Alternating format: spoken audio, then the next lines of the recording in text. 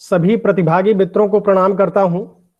Jaishankar Tiwari, associate professor Hindi विभाग, Shri Lal Bahadur Shastri degree college Gonda, Ganga Kaveri व्याख्यान माला के 28वें व्याख्यान में आप सभी प्रतिभागी बंधुओं को, विद्वज्जनों को, शोधार्थी बंधुओं को एवं विद्यार्थियों को, सभी लोगों को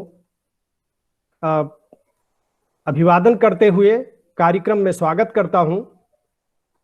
गंगा कावेरी व्याख्यान माला का 28वां व्याख्यान है आज, और हमें अत्यंत प्रसन्नता है कि आज जिस विषय पर व्याख्यान होने जा रहा है वो बहुत ही ऐतिहासिक विषय है, बहुत महत्वपूर्ण विषय है। 1857 के प्रथम स्वतंत्रता संग्राम में उस समय के प्रत्यक्षदर्शी साहित्य में महारानी लक्ष्मीबाई, और इस विषय पर आज का जो वक्तव्य है वह देंगे आदरणीय डॉक्टर सुरेंद्र नारायण सक्सेना जी, जो मथुरा प्रसाद स्नातकोत्तर महाविद्यालय कोंच जालौन में कई दशकों तक जिन्होंने अध्यापन कार्य किया है और उनकी बहुत ढेर सारी उपलब्धियां हैं। तो मैं आज इस कार्यक्रम में आज के मुख्य वक्ता आदरणीय डॉक्टर सुरेंद्र नारायण सक्सेना जी का स्वागत करता हूं और उन्हें प्रणाम करता हूं। मित्रों, प्रथम स्वतंत्रता संग्राम से जुड़ी हुई जो तमाम साहित्यिक कृतियां हैं उनका ढेर सारा संग्रह और उस पर ढेर सारा शोध कार्य सर के द्वारा हुआ है। आज हमें बहुत खुशी है कि वो आज हमारे इस कार्यक्रम में उन्होंने अपना कीमती समय दिया है, जुड़े हैं और उनका वक्तव्य भी होगा। तो मैं डॉक्टर सुरेंद्र नारायण सक्सेना सर का संक्षिप्त परिचय देने के लिए हिंदी विभाग के अध्यक्ष आदरणीय गुरुवर डॉक्टर शैलेंद्र नाथ मिश्र सर को आमंत्रित करता हूं कि वो आज के मुख्य वक्ता डॉक्टर सुरेंद्र नारायण सक्सेना सर का परिचय देने का अनुग्रह करें। Doctor Shailendra Nath Mishra sir.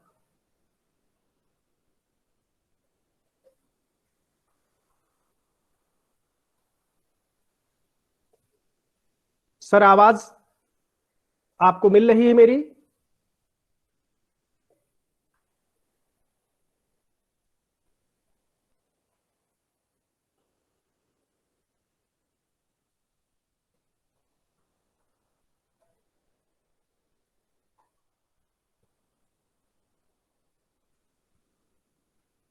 लग रहा है कि मेरी आवाज सर को सुनाई नहीं पड़ी है।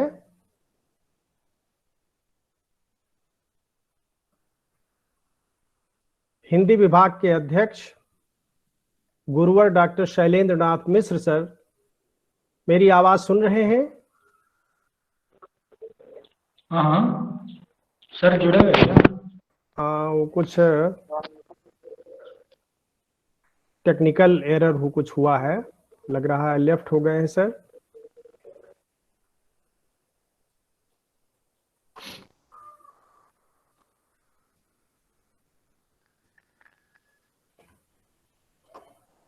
हिंदी विभाग के अध्यक्ष गुरुवर डॉक्टर शैलेंद्र नाथ मिश्र सर से अनुरोध है कि वो आज के वक्ता डॉक्टर सुरेंद्र नारायण सक्सेना सर का संक्षिप्त परिचय देकर आभारी बनाएं।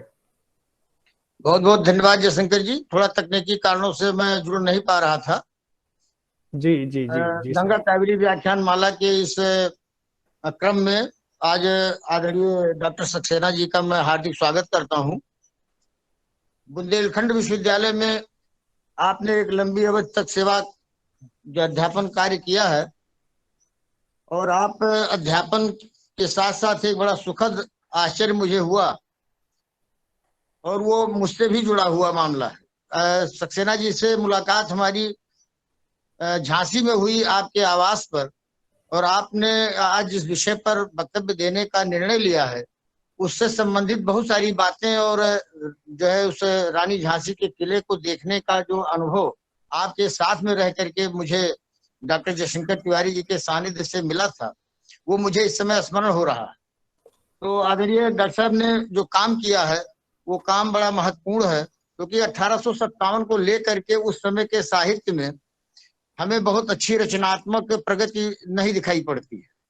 उसके पीछे बाद में मुक्तिबोध ने एक निबंध लिखा, युगीन घटनाक्रम और साहित्य। तो ये बात समझ में आई कि कोई बड़ी से बड़ी घटना भी साहित्य को उतना संवेदनशील नहीं बना सकती है, झकझोर नहीं सकती है। जो तत्काल घटनाएं घटती हैं वो कालांतर में आकर के अपना अस्तित्व साहित्य में जो है ग्रहण करती है। तो काफी समय बाद, यानी लगभग 100 सालों बाद जो है फिर 1857 के उस संदर्भ का मूल्यांकन शुरू हुआ, तो बहुत सारी नई नई चीजें आई। आज ये बड़ा महत्वपूर्ण अवसर है कि हमको आदरणीय डॉक्टर सक्सेना जी का, जिनका एक बहुत महत्वपूर्ण कार्य इससे जुड़ा हुआ है, जो प्रत्यक्षदर्शी साहित्य पर केंद्रित है उस समय के 1857 के, तो एक महत्वपूर्ण विषय पर है। आपने जो अन्य कार्य किए हैं वो सब बड़े महत्वपूर्ण है। एक शिक्षक के जीवन में विभिन्न प्रकार की समितियों और पाठ्यक्रम समितियों वगैरह में जो कार्य करना पड़ता है उसको आपने बड़ी तल्लीनता से किया है। आपने एक लंबे समय तक हिंदी विद्यार्थियों के लिए नवीन पाठ्यक्रमों के निर्माण से जुड़ करके लगभग 7 पुस्तकों का आपने अपने कार्यकाल में संपादन किया है, जो मील के पत्थर साबित हुए। इसी क्रम में आपने लगभग 10 संगोष्ठियों में जो है तकनीकी सत्र की अध्यक्षता भी की है। लगातार समाचार पत्र पत्रिकाओं में आपकी कविताएं और शोध लेख वगैरह लगातार प्रकाशित होते रहे हैं। एक बड़ा काम हम लोगों के पास रहता है निर्देशन का, तो निर्देशन के क्षेत्र में भी आपने शोध कार्य कराए हैं और बड़े महत्वपूर्ण कार्य कराए हैं। वर्तमान में डॉक्टर जयशंकर तिवारी जी उन्हीं के निर्देशन में विभूत नारायण जी पर काम करके पीएचडी की डिग्री प्राप्त किए हैं और उस क्षेत्र में भी बहुत ही अच्छी गतिमति रखते हैं। तो इस तरीके के एक जो है अच्छे शोध छात्रों को, अच्छे जो है शोध कार्यों को भी लगातार अपने जीवन में उन्होंने प्रोत्साहन किया है। महाविद्यालय की जो आपकी पत्रिका क्रौंच रश्मि रही है उसके भी संपादन कार्य को आपने बड़े ही दृढ़ता से अपने कार्यकाल में संपन्न कराया है और बाद में भी उसके कई अंक हमको देखने को मिले जो बहुत ही रुचिकर रहे हैं। ऐसे ही आपने बुंदेलखंड विश्वविद्यालय शिक्षक संघ में संयुक्त मंत्री का पद धारण किया था, कार्यकारिणी सदस्य भी आप रहे हैं। और मेरी कविताएं आपके लिए, आपकी जो प्रकाशित कृति है कविताओं की, मेरी कृति आपके लिए, जिसमें जन्मभूमि, मातृभूमि, प्रकृति, समाज एवं प्रेम के विविध संदर्भों और प्रदेशों से संबंधित कविताएं हैं। इसी क्रम में महारानी लक्ष्मीबाई का शासन काल, ये भी आपकी एक कृति है जिसमें ऐतिहासिक साक्ष्यों के आधार पर महारानी के शासन काल का प्रामाणिक वृत्तांत दिया गया है। इसी क्रम में झांसी नगर के प्रथम निर्माणकर्ता, इन पर भी आपका एक काम है और विद्युत विषयक लेख और अन्य इस तरह के कार्य भी उनका होता रहा है, चलता रहा है। एक मैं थोड़ा सा स्पष्ट नहीं दिखाई पड़ रहा है, एक अनुवाद का कार्य भी आपने किया है, उसको मैं उच्चारण तो नहीं कर पा रहा हूं क्योंकि वो थोड़ा सा प्रिंट दिखाई नहीं पड़ रहा है, लेकिन ब्रैकेट में है 1857 की क्रांति के प्रत्यक्षदर्शी विद्वान कल्याण सिंह कुड़रा द्वारा लोक भाषा बुंदेली में रचित झांसी के रायसे का संपादन एवं हिंदी गद्य अनुवाद। इसी क्रम में महारानी लक्ष्मीबाई का स्वातंत्र संग्राम, ये कृति भी महत्वपूर्ण रही है। आपके संपादन में जैसा कि मैंने बताया कि बुंदेलखंड विश्वविद्यालय के हिंदी पाठ्यक्रमों की लगभग 7 पाठ्य पुस्तकें निकल चुकी हैं। वार्षिक पत्रिका क्रौंच रश्मि का आपने जो है संपादन किया है और बुंदेलखंड विश्वविद्यालय शिक्षक संघ के अधिवेशन की जो पत्रिका है उसका भी आपको संपादन करने का मौका मिला है। तो राष्ट्रीय शोध संगोष्ठियों के तकनीकी सत्रों से लेकर के और शोध संगोष्ठियों में आपकी उपस्थिति और शोध पत्रों का वाचन, इनके साथ साथ आपने आकाशवाणी से भी कई केंद्रों से आपने अपना प्रसारण किया है। 1975 से अद्यतन स्थानीय, प्रादेशिक और राष्ट्रीय मंचों से काव्य पाठ के संदर्भ में आकाशवाणी झांसी और छतरपुर केंद्रों का उल्लेख अति आवश्यक है, क्योंकि इन केंद्रों से लगातार डॉक्टर सक्सेना की कविताओं का प्रसारण हुआ है, विभिन्न अवसरों पर वार्ताओं का प्रसारण हुआ है और आपके जो सुंदर सुखद विचार बेहतर समाज और बेहतर दुनिया के लिए थे, उनको अलग अलग मुद्दों पर अलग अलग विषयों के माध्यम से आपने आकाशवाणी के द्वारा प्रस्तुत करने का उपक्रम किया है। तो एक ऐसे व्यक्तित्व को आज हम लोग अपने इस गंगा कावेरी व्याख्यान माला में पा रहे हैं, जो पूर्णतः अध्यापक रहे हैं और अध्यापकीय मान मर्यादा गरिमा और आचरण के द्वारा अपने अध्यापकत्व को प्रमाणित करने का जो उपक्रम डॉक्टर सक्सेना ने किया है, वो किसी भी साहित्य के अध्यापक के लिए बहुत ही प्रतिस्पर्धी रहेगा। उन्होंने अपने जीवन में एक शिक्षक के आचरण और मर्यादा के लिए बहुत सारे संघर्ष किए। मैं इन्हीं शब्दों के साथ आज के इस अवसर पर कि जब हम 1857 के प्रत्यक्षदर्शी साहित्य के संदर्भ में डॉक्टर सक्सेना का महत्वपूर्ण विचार जानने के लिए उपस्थित हूँ, तो इस वेब मंच के समस्त विद्वानों का मैं हार्दिक स्वागत करता हूं और डॉक्टर सक्सेना का विशेष आभार व्यक्त करता हूं कि इस व्याख्यानमाला के संयोजकों की सूचना पर उन्होंने अपना कीमती समय इस व्याख्यानमाला के लिए दिया। बहुत बहुत धन्यवाद डॉक्टर जयशंकर जी, डॉक्टर जो है सक्सेना जी और डॉक्टर मंजुनाथ जी, धन्यवाद। धन्यवाद सर। आज के मुख्य वक्ता आदरणीय डॉक्टर सुरेंद्र नारायण सक्सेना सर का परिचय देने हेतु, जैसा कि सर ने अपने वक्तव्य में परिचय के बताया कि डॉक्टर सक्सेना साहब हमारे शोध निर्देशक भी रहे हैं, ये हमारे लिए बड़ी प्रसन्नता का जो है और उत्साह का जो है विषय है कि आज हम जिनका व्याख्यान जो है करवाने जा रहे हैं इस कार्यक्रम के द्वारा, इस गंगा कावेरी व्याख्यानमाला के अंतर्गत, उनके साथ 10 साल तक हमें सेवा करने का, 10 साल से भी अधिक सेवा करने का साथ साथ मौका मिला है। Mathura Prasad PG college coach Jalaun में वो एक बड़े भाई के रूप में, विभागाध्यक्ष के रूप में और मार्गदर्शक के रूप में, शोध निर्देशक के रूप में उनका हमें स्नेह मिला है और मार्गदर्शन मिला है।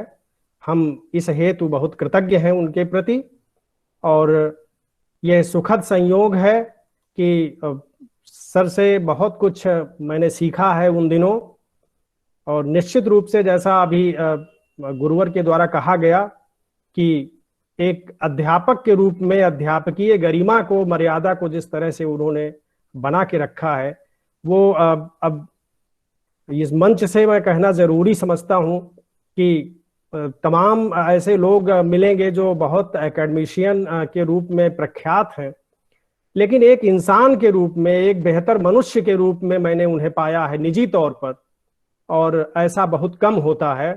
तो उनकी विशेषताओं के प्रति मैं विनयान्वित हूं।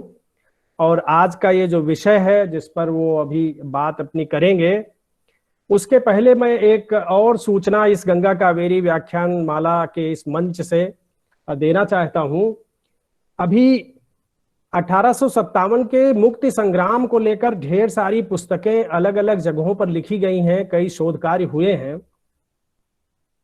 उसी क्रम में एक किताब अभी हाल में आई है, इसके लेखक अजय सिंह हैं, ये गोंडा के हैं, और इस पुस्तक का नाम है घाघरा पार, ये गदर की गौरव गाथा। अगर ये आपको दिख रही है तो ये पुस्तक हमारे हाथ में है, गदर की गौरव गाथा। ये अवध के मुक्ति संग्राम से संबंधित है। गोंडा के महाराजा देवी बकत सिंह का जो स्वाधीनता संग्राम में योगदान है और अवध का उस दरमियान क्या भूमिका रही है, इस छोटी सी पतली सी किताब में एक प्रयास किया गया है उसको प्रस्तुत करने का। तो मैं इस मंच से इसके लेखक अजय सिंह जी को हार्दिक बधाई देता हूं कि उन्होंने एक महत्वपूर्ण काम इस दिशा में किया है, और यह पुस्तक चिंतन की और शोध की नई संभावनाओं की तरफ लोगों को प्रेरित करेगी, ऐसी हमें उम्मीद है। यद्यपि मैंने अभी इस पुस्तक को पढ़ा नहीं है, इसलिए मैं इस पर कोई ऐसी टिप्पणी नहीं कर सकूंगा। इसके बावजूद मैं लेखक अजय सिंह जी को हार्दिक बधाई देता हूं। और मैं आज के वक्ता हमारे शोध निर्देशक रह चुके डॉक्टर सुरेंद्र नारायण सक्सेना सर को आदर पूर्वक आमंत्रित करता हूं कि वह प्रथम स्वतंत्रता संग्राम के प्रत्यक्षदर्शी साहित्य में महारानी लक्ष्मीबाई विषय पर अपना वक्तव्य प्रस्तुत करने की कृपा करें। आदरणीय डॉक्टर सुरेंद्र नारायण सक्सेना सर, आपका कार्यक्रम में हार्दिक स्वागत है। माइक्रोफोन सर अपना ऑन कर लीजिए और अपने वक्तव्य को प्रारंभ कीजिए। गंगा कावेरी व्याख्यान माला श्रृंखला के तारतम्य में आज आयोजित मेरे व्याख्यान को सुनने इस राष्ट्रीय वेबिनार से जुड़े विद्वान साथियों को मेरा सादर नमस्कार। जैसा कि आप सबको विदित है कि देश का प्रथम स्वतंत्रता संग्राम जो भारत के इतिहास में 1857 की महान क्रांति के नाम से जाना जाता है, भारतीय इतिहास की एक महत्वपूर्ण घटना है। इसका जब हम इतिहास लेखन देखते हैं, उस काल के इतिहास को देखते हैं, तो उन सबको पढ़ने के बाद लगता है कि उस समय के इतिहासकारों ने इस क्रांति का जो सही आकलन होना चाहिए, जो सही दृश्य प्रस्तुत करना चाहिए, विवरण प्रस्तुत चाहिए, उसमें कोताही की।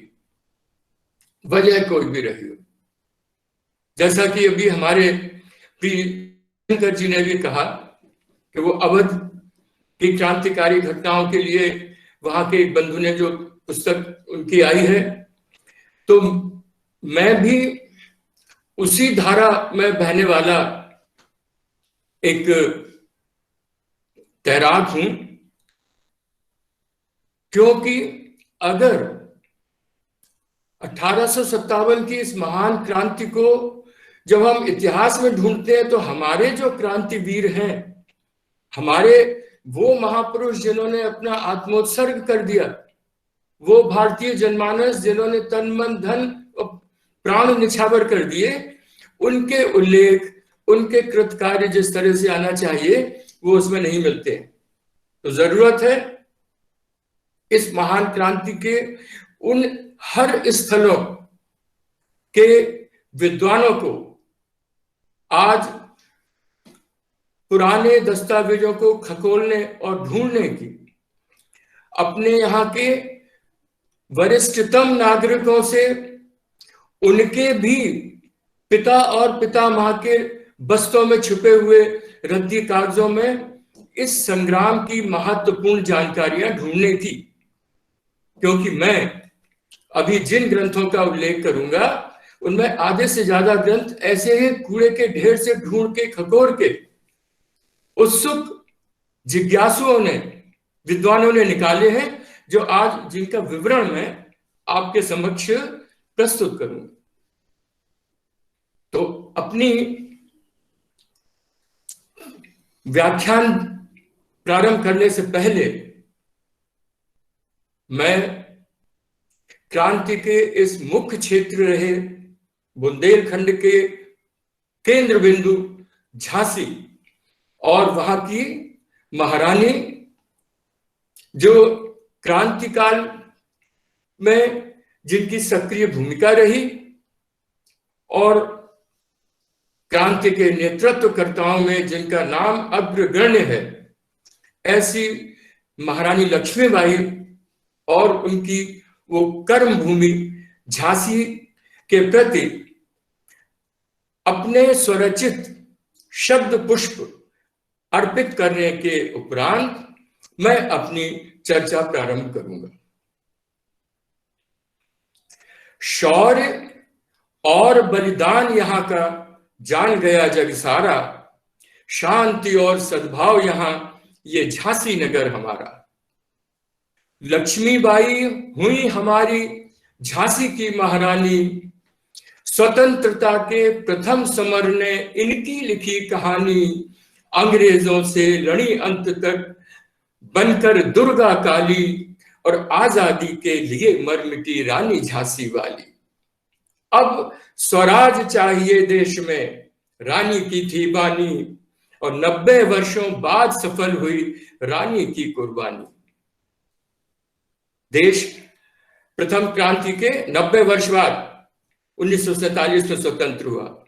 तो ये झांसी बलवंत इंद्रगिरि गोसाई, वीर सिंह जुदेव, नारू शंकर, शिवराव भाऊ, रघुनाथ हरि, रामचंद्र राव और गंगाधर ने गढ़ गढ़ सुदृढ़ बनाई, और महारानी लक्ष्मीबाई ने इसकी शान बढ़ाई। 3 चीजों के लिए भारत में सर्वविख्यात है झांसी: कलम, कृपाण और क्रीड़ा की कीर्ति स्थली झांसी, आजादी के दीवानों की कर्म स्थली झांसी। और गर्व मुझे है, मैं भी इस नगरी का रहने वाला, शौर्य और बलिदान यहाँ का जान गया जग सारा। वीर पोषिता इस झांसी को 100 नमन हमारा। मित्रों, 1857 की क्रांति भारतीय इतिहास में अपना महत्वपूर्ण स्थान रखती है। स्वातंत्र प्रेमी भारतीयों ने इसे देश का प्रथम स्वतंत्रता संग्राम कहा। तत्कालीन अंग्रेजी शासन तंत्र ने इसे मात्र सिपाही विद्रोह की संज्ञा दी और इसे निर्ममता पूर्वक कुचलने का पूरा प्रयास किया। उन्होंने अपने आतंक और निर्मम अत्याचारों के द्वारा जनमानस को इतना भयभीत कर दिया कि वे इस क्रांति के महानायकों के देश प्रेम, शौर्य एवं पराक्रम की गाथाओं को कलमबद्ध करने का साहस नहीं कर सके। यही कारण है कि प्रथम स्वतंत्रता संग्राम का तदयुगीन इतिहासकारों द्वारा प्रस्तुत वृत्तांत इस संघर्ष में अपने प्राणों की आहुति देने वाले ज्ञात एवं अज्ञात देशभक्तों के शौर्य एवं पराक्रम को यथारूप में प्रस्तुत नहीं कर सका। कारण दोनों ही हो सकते हैं: ब्रिटिश शासन की चाटुकारिता अथवा ब्रिटिश शासन का खौफ, भय। साहित्य तो समाज का दर्पण है। साहित्यकार राजमहलों से झोपड़ी तक के विस्तृत फलक को अपनी रचनाओं का आधार बनाता है। साहित्य 2 शाखाओं में अपना स्वरूप ग्रहण करता है: राज्याश्रय में और सामान्य जनजीवन में। सामान्य जनजीवन के बीच सृजित साहित्य जन साहित्य कहलाता है और उसका सृजनकर्ता जन साहित्यकार। ये साहित्य सत्य के अधिक समीप रहते हुए अपने युग की वास्तविक स्थिति को उजागर करने में पूर्ण समर्थ है। उसे राज्याश्रय का लालच नहीं, चाटुकारिता से दूर एवं शासन तंत्र के भय से मुक्त, क्योंकि जन साहित्यकार कोई अपने समय का कोई बड़ा विश्रुत प्रसिद्ध व्यक्ति नहीं होता। वो तो लिखता रहता है और उसे अपने कलमबद्ध करके सुरक्षित रख लेता है। और तो आप इस तरह के जन साहित्यकार युगों युगों से चले आ रहे हैं। 1857 की क्रांति लगभग 1 वर्ष तक जारी रही और जून 1858 में ग्वालियर के संग्राम में महारानी लक्ष्मीबाई के आत्म उत्सर्ग के साथ समाप्त हुई। महारानी के समकालीन आंग्ल एवं भारतीय विद्वान साहित्यकारों द्वारा लिखित रचना ग्रंथ आज गद्य एवं पद्य दोनों रूपों में उपलब्ध हैं। ये वे विद्वान हैं जिन्हें महारानी को सामीप्य से देखने और समझने का अवसर मिला। मैंने अपने आख्यान के शीर्षक में इसीलिए प्रत्यक्षदर्शी शब्द जानबूझ के इसलिए भी जोड़ा कि अगर हो सकता है कि साहित्य तो हमेशा ही प्रत्यक्षदर्शी होता है, परंतु उससे तात्पर्य मेरा उस साहित्य से था कि जिनके रचनाकारों ने इन घटित घटनाओं को अपनी आंखों से देखा अथवा प्रत्यक्षदर्शियों से सुना।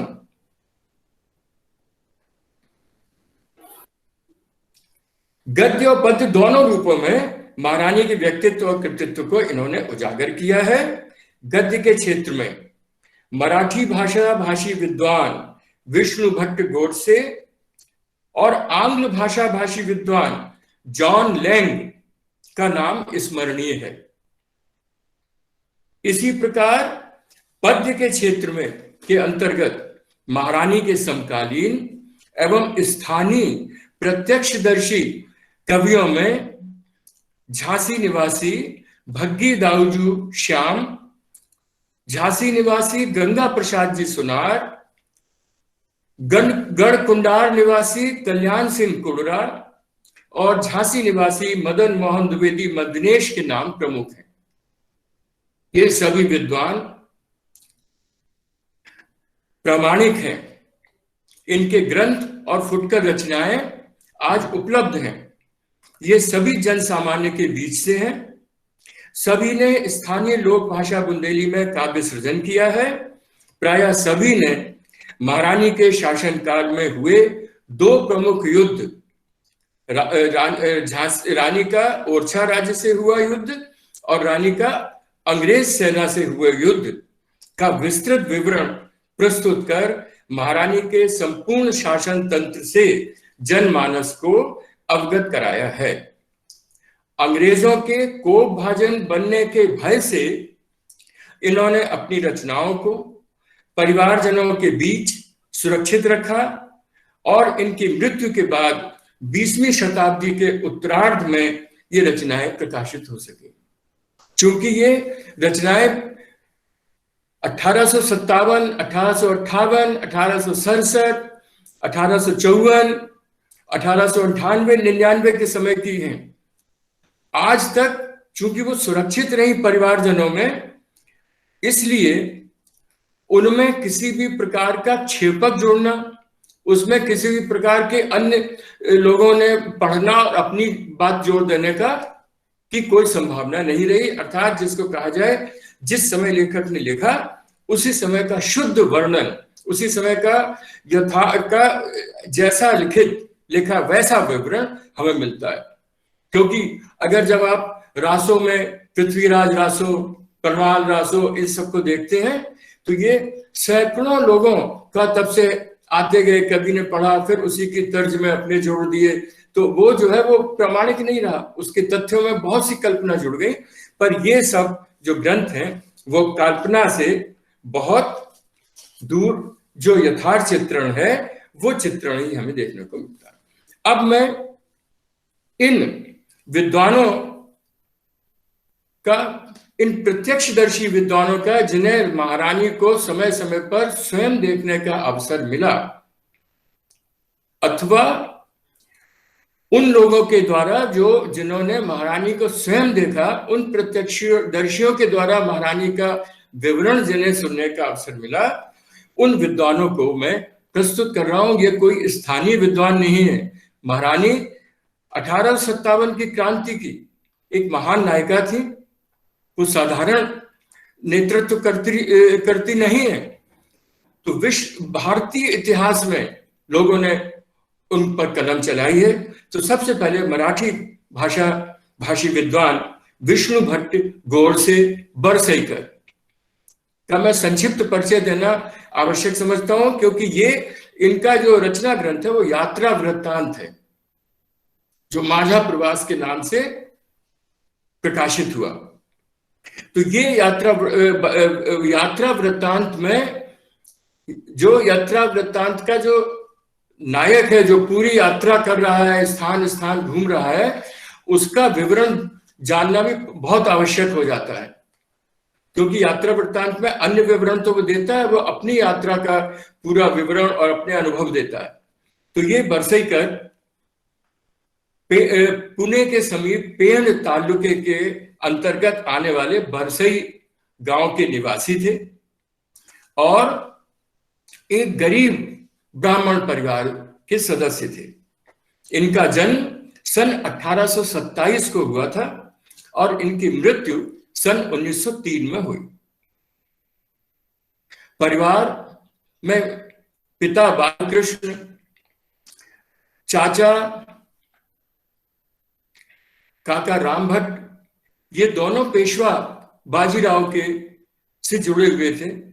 इनके पिता पेशवा बाजीराव के एक सरदार बिंचूरकर के यहाँ कार्यरत थे और जब पेशवा ने बेसिन की संधि के बाद अंग्रेजों ने पेशवा का सारा राज्य अधिग्रहण कर लिया और उनको पेंशन निर्धारित करके एक छोटा सा क्षेत्र की जागीर दे दी, तो पेशवा बाजीराव कानपुर के बिठूर में चले गए।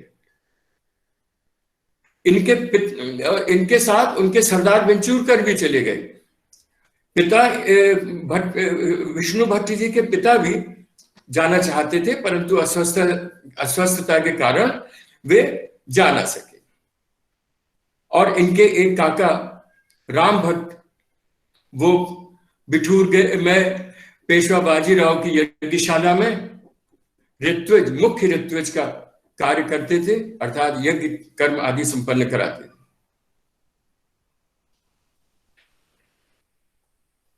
परिवार में धन उपार्जन के साधन कम थे, क्योंकि गांव में पुरोहिती में पूजा पाठ कर्म आदि से जो दक्षिणा आदि प्राप्त होती है, उससे घर का खर्च चलना आसान नहीं होता है।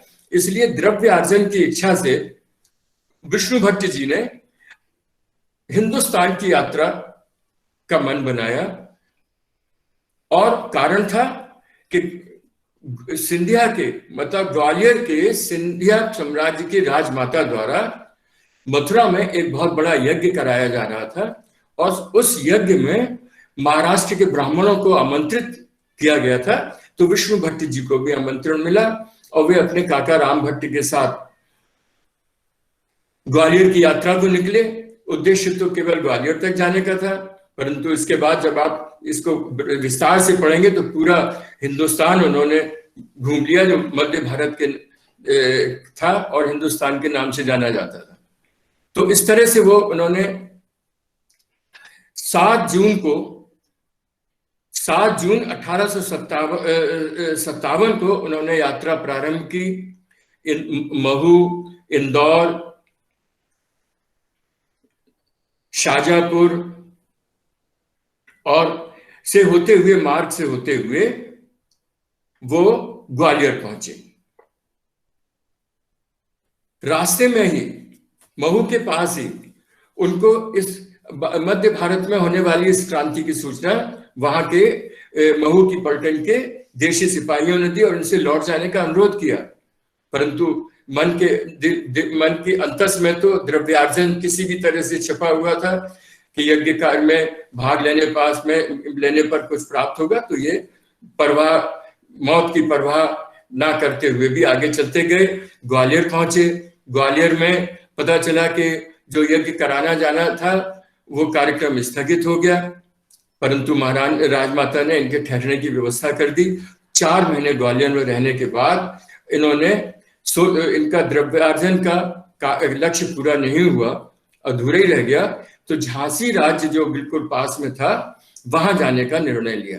ये निर्णय इनके काका राम भट्ट ने दिया, क्योंकि राम भट्ट जो है वो झांसी राज्य में महारानी लक्ष्मीबाई के पिता मोरोपंत को जानते थे। झांसी में आने के बाद इन्होंने, मोरोपंत को कैसे जानते थे कि जब लेखक विष्णु भट्ट के चाचा राम भट्ट बिठूर की यज्ञशाला में मुख्य ऋत्विज थे, तब मोरोपंत तांबे जो लक्ष्मीबाई के पिता थे, वो इनके अधीन पूजा पाठ और यज्ञ संपन्न कराने में सहायता करते थे। इस तरह से परिचय था। राम भट्ट काका ने कहा कि चल के उनसे कुछ हमको द्रव्यार्जन हो सकता है, तो झांसी आए। झांसी में आकर पहले एक सामान्य नागरिक राजश्री केशव के यहाँ वो रुके और उसके बाद परिचय मोरोपंत जी से मुलाकात हुई और रानी से परिचय हो गया। रानी इनकी विद्वता से प्रभावित हुई और उसके बाद इन्होंने वहां पर झांसी में बहुत लंबा आवास किया। रानी ने इनको राज्य अतिथि के रूप में ठहरने का स्थान दे दिया। कुछ समय वो नगर की कोठी जो झांसी में वर्तमान में रानी महल के नाम से जानी जाती है वहां रहे और उसके बाद में झांसी के दुर्ग में वो महारानी ने उनको आश्रय दे दिया, स्थान दे दिया। इतनी बड़ी लंबी श्रृंखला प्रस्तुत करने का उद्देश्य मेरा यह था कि वो झांसी कैसे आए। कोई वो झांसी के रहने वाले नहीं थे। इतना बड़ा ग्रंथ जो लिख गए जिसमें अमर कथा उस क्रांति की है झांसी की, तो उनके आने का कारण ये बना। आने के बाद वो 6 महीने झांसी में रहे और वो समय महारानी लक्ष्मीबाई का शासनकाल था। अगस्त 1857 को महारानी ने नगर के संभ्रांत नागरिक और सरदारों के परामर्श से अनुरोध पर झांसी की गद्दी संभाली थी। तो गोडसे जी कार्तिक मास में, क्योंकि 4 माह सावन भादो क्वार, वैशाख सावन भादो क्वार का महीना उन्होंने वहीं व्यतीत किया ग्वालियर में और कार्तिक मास में वो झांसी आए। तो इसके बाद में कार्तिक, अगहन, पूस, माघ, फागुन, चैत्र माह तक उनका झांसी में निवास था। इसी बीच महारानी के शासनकाल का उन्होंने बड़ी नजदीक से बारीकी से उन्होंने अवलोकन किया और साथ ही साथ महारानी के उसी समय जो अंग्रेजों से युद्ध छिड़ गया और ये युद्ध भी भारत के इतिहास में महत्वपूर्ण है। अंग्रेजों को 1857 की क्रांति का दमन करने में किसी भी स्थान पे इतने दिन परिश्रम नहीं करना पड़ा जितना झांसी राज्य को हस्तगत करने में। तो झांसी में अंग्रेजों से लड़ी हुई 12 दिन की लड़ाई, जो ऐतिहासिक लड़ाई है कि इतने बड़े शक्तिशाली फौज की वो 12 दिनों में उन्होंने झांसी को हस्तगत कर पाया।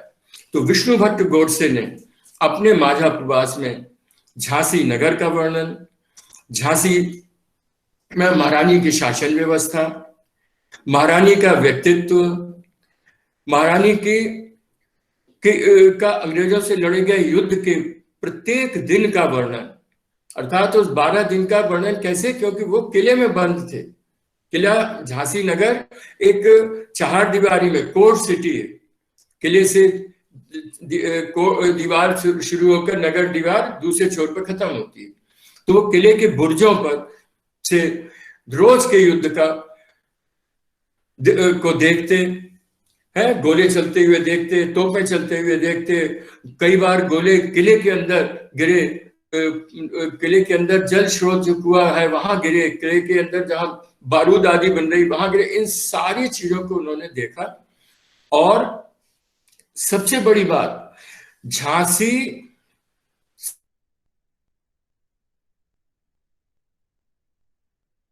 गई, उसके बाद का पूरा 4 दिन तक अंग्रेजों ने जो झांसी का महाविनाश किया है, जो झांसी में कत्लेआम किया है, वो 4 दिन का कटा कहलाता है बुंदेलखंड में। कटा का तात्पर्य मारकाट। तो वो 4 दिन का कटा, जिसमें पहले दिन सोने चांदी की लूट, दूसरे दिन तांबे पीतल की लूट, घर घरों से घुसकर सिपाही लूट रहे हैं, तीसरे दिन वस्त्र आदि और सामान, रोज का अनाज दाल आदि की लूट, और चौथे दिन और जो कुछ मिला, और साथ ही साथ हजारों युवकों किशोरों की हत्या तो उस समय की गई। तो उन सबका विवरण उन्होंने अपने मन और मस्तिष्क में संजोया। महारानी से एक लंबी अवधि तक झांसी में रहने के बाद भी फिर से इनकी मुलाकात जब इन्होंने झांसी से कानपुर के बिठूर में जाने का निर्णय लिया कि गंगा स्नान करेंगे और वहां से फिर वापस चलेंगे। तो महारानी इनको फिर कालपी के मार्ग में कुछ 2-3 कोस पहले उनसे मिलती है, और मिलती क्या है, वो अपने घुड़सवारों के साथ में निकल रही है पानी पीने के लिए। वो कुएं के पास आती है, वहीं ये भी बैठे हैं अपना लोटा डोर लिए हुए। ये जो है महारानी को पहचान जाते हैं, पानी पिलाते हैं, महारानी भी पहचान जाती है। और उसके बाद में फिर वो कालपी में जब ये जाते हैं तो कालपी में भी ये फंस जाते हैं, क्रांति का संघर्ष हो रहा है, युद्ध हो रहा है। तो वहां भी महारानी इनको यमुना पार करने में अपने क्रांतिकारी नाविकों के द्वारा इनकी सहायता करती है।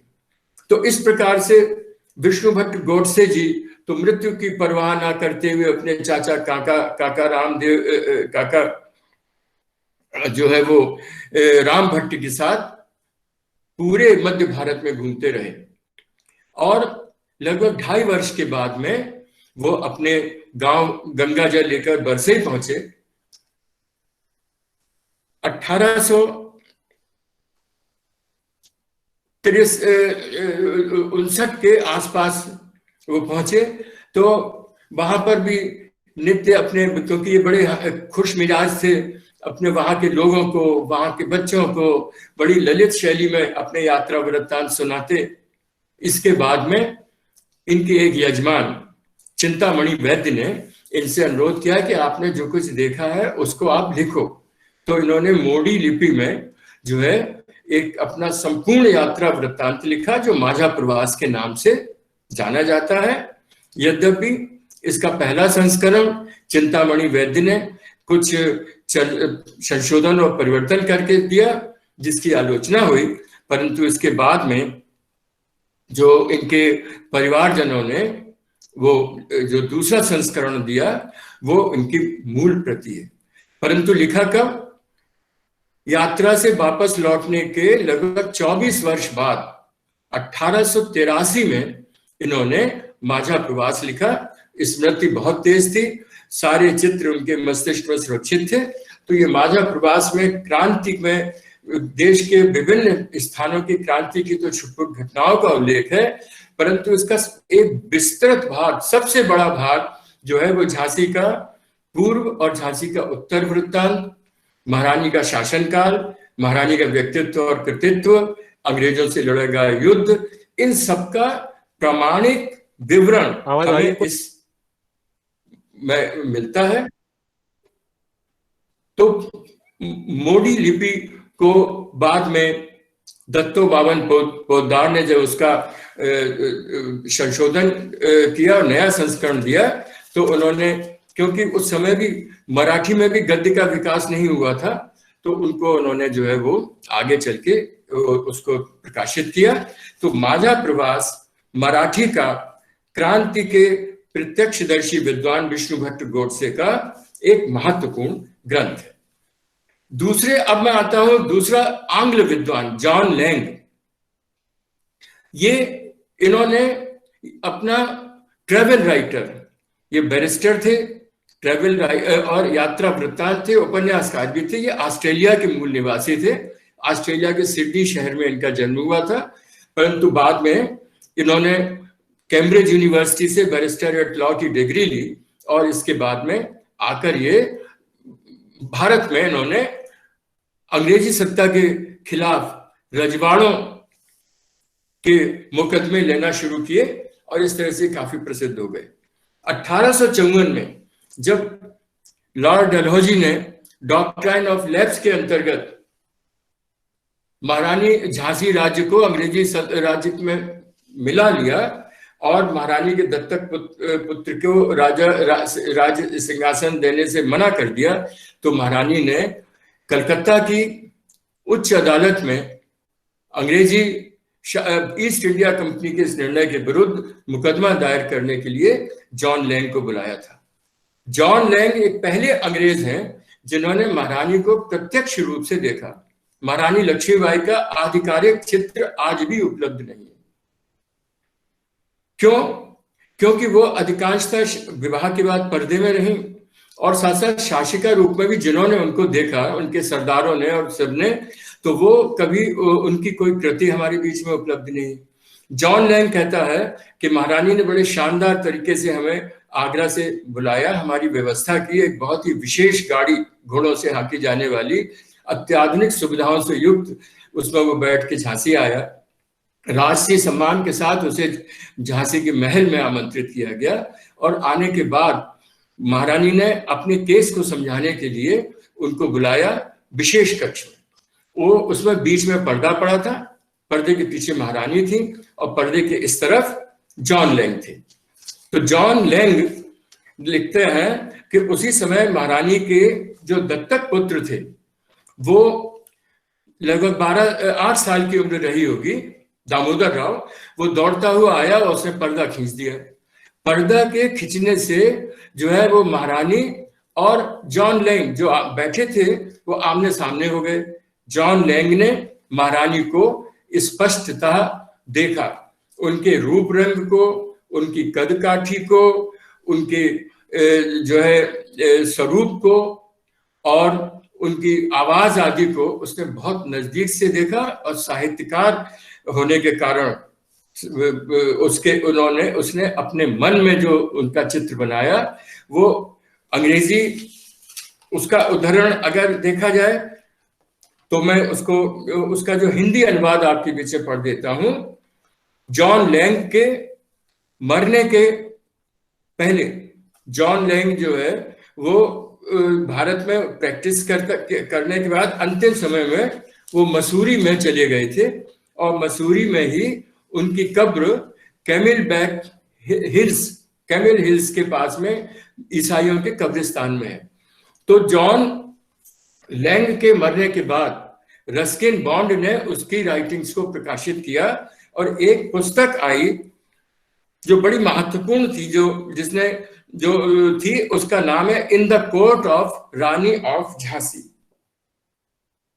In the court of Rani of Jhansi and other travels in India. तो इस पुस्तक में उन्होंने इस प्रसंग का उल्लेख किया। देखिए उसका हिंदी अनुवाद मैं देता हूं जिससे सर्वग्राही हो जाए, अंग्रेजी में ना पढ़कर उसका हिंदी अनुवाद में दे रहा हूं कि बातचीत के दौरान रानी के दत्तक पुत्र दामोदर ने अचानक रानी और मेरे बीच का पर्दा हटा दिया, जिससे रानी हैरान रह गई। हालांकि मैं तब तक रानी को देख चुका था। उन्होंने मुझसे कहा, मैं मेरी झांसी नहीं दूंगी। मैं रानी को देख इतना प्रभावित हुआ कि खुद को रोक नहीं पाया और बोल बैठा, अगर गवर्नर जनरल भी आपको देखते तो थोड़ी देर के लिए खुद को भाग्यशाली मान बैठते, जैसे मैं मान रहा हूं। मैं विश्वास के साथ कह रहा हूं कि वो आप जैसी खूबसूरत रानी को झांसी वापस दे देते। हालांकि मेरी बात पर रानी ने बड़ी सदी हुई प्रतिक्रिया के साथ गरिमामयी ढंग से इस कॉम्प्लीमेंट को स्वीकार की। जॉन लैंग रानी को इतने समीप से देखने वाले पहले अंग्रेज थे। अब देखिए रानी के रूपरेख के बारे में वो क्या लिखता है। रानी औसत कद, स्वस्थ साधारण शरीर और कम आयु में बहुत सुंदर दिखने वाली गोल चेहरे वाली महिला थी। उनकी आंखें काफी सुंदर, नाक की बनावट बेहद नाजुक, रंग बहुत गोरा नहीं लेकिन श्यामलता से काफी बढ़िया था। उनके शरीर पर कानों में ईयररिंग्स के सिवा कोई और आभूषण नहीं था। वो बहुत अच्छी बुनाई किए गए सफेद मलमल के कपड़े पहने थी। इस परिधान में उनके शरीर का रेखांकन काफी स्पष्ट था। वो वाकई बहुत सुंदर थी। हाँ, जो चीज उनके व्यक्तित्व को बिगाड़ती थी वह थी उनकी रुआसी ध्वनि युक्त फटी आवाज। हालांकि वो बेहद समझदार और प्रभावशाली महिला थी। वो ये भी लिखता है कि चलते समय महारानी ने अपने राज्य चित्रकार के द्वारा बनाया हुआ महारानी का एक पोर्ट्रेट दिया, जो उसके इस उद्देश्य से कि कलकत्ता में मुकदमा फाइल करते समय हो सकता है कि वादी का चित्र जो है मांगा जाए, तो वो चित्र भी इसके पास था। अगर ढूंढा जाता, तलाश की जाती तो वो भी हमें रानी का मुख्य चित्र मिल सकता था, जो उसके रानी के राज्य चित्रकार सुखलाल काशी ने बनाया था। जॉन लैंग एक लंबे समय तक गुमनामी में खोए रहे। 1862 में उनकी मृत्यु हो गई और 1962 में जब उनकी शताब्दी वर्ष था तो ऑस्ट्रेलिया के उनके किसी मित्र ने उनकी राइटिंग्स का एक बहुत बड़ा पुलंदा भेजा। प्रसिद्ध विद्वान रस्किन बॉन्ड ने उन सबके अध्ययन के बाद उनका स्थान, उनकी कब्र तक ढूंढ निकाली और उनकी राइटिंग्स में से in the court of Rani of Jhansi and other travels in India को प्रकाशित किया। तो ये महारानी के कैसी थी, महारानी का रूप रंग कैसा था, इन सब को चित्रित करता है ये पुस्तक। और भी यात्रा वृत्तांत में उस समय के राजे रजवाड़ों में जहां ये मुकदमा लेने जाते थे उस समय कैसा इनका खातिर होती थी, कैसे राजे महाराजे थे, उन सब का विवरण मिलता है।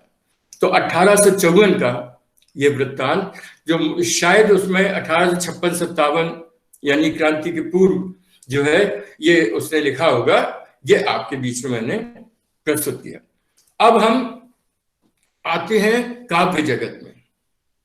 कविता के क्षेत्र में झांसी के स्थानीय कवियों ने और झांसी के समीपस्थ कवियों ने महाराज जो उनके समकालीन थे और जिन्हें उन्होंने नजदीक से सैकड़ों बार देखा था, उन्होंने महारानी के इस शौर्य और पराक्रम के रायसे बनाए।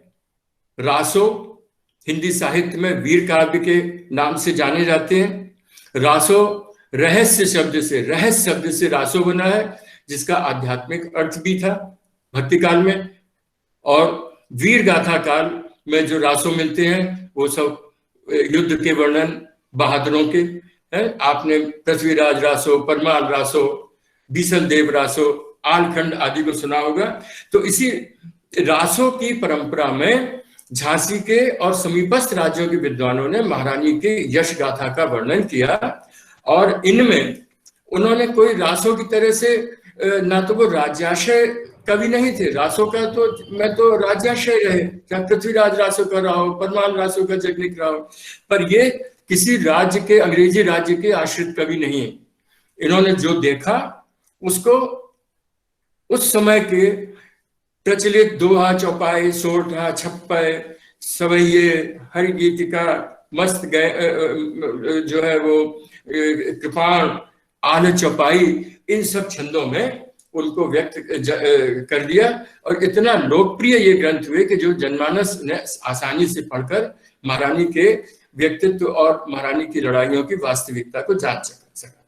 इनमें सबसे पहले भग्गी दाऊजू श्याम है जो झांसी के निवासी थे। इन्होंने झांसी को कटक लिखा, परंतु इनकी रचना उपलब्ध नहीं हो पाई। पर इनके पुत्र, उनके पौत्रों के पास उपलब्ध इनके कागजातों में तो नहीं मिली, परंतु इनके जो वो थे माहौर जी के डॉक्टर भगवान दास माहौर मेरे अध्यापक रहे हैं। उन्होंने महाविद्यालय में मुझे हिंदी विषय पढ़ाया है। तो उन्होंने आगे जो मैं जिस कवि की चर्चा करूंगा, मदन मोहन द्विवेदी मदनेश, तो उनके जब पुस्तक का संपादन वो कर रहे थे तो उन्हें अपने पिताश्री के बस्तों में भग्गी दाऊजू श्याम के 42 छंद मिले।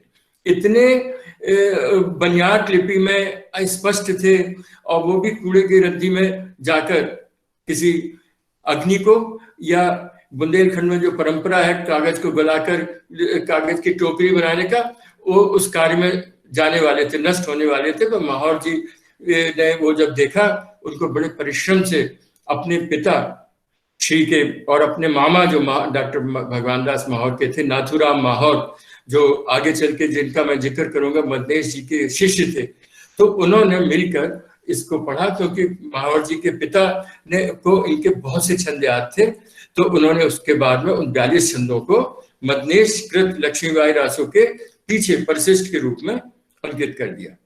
इसमें ये मंज छंद में लिखा हुआ ये एक छोटा सा वीर काव्य है और छंद की अंतिम पंक्ति है, जो झांसी की लट्टी तक है सुनता है काल का खाई।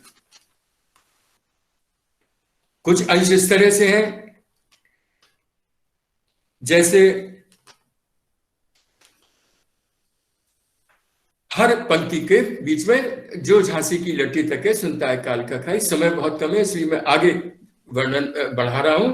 शुद्ध बुंदेली में लिखा हुआ ये एक जैन कवि का काव्य है। ये उसके बाद में अगले कवि आते हैं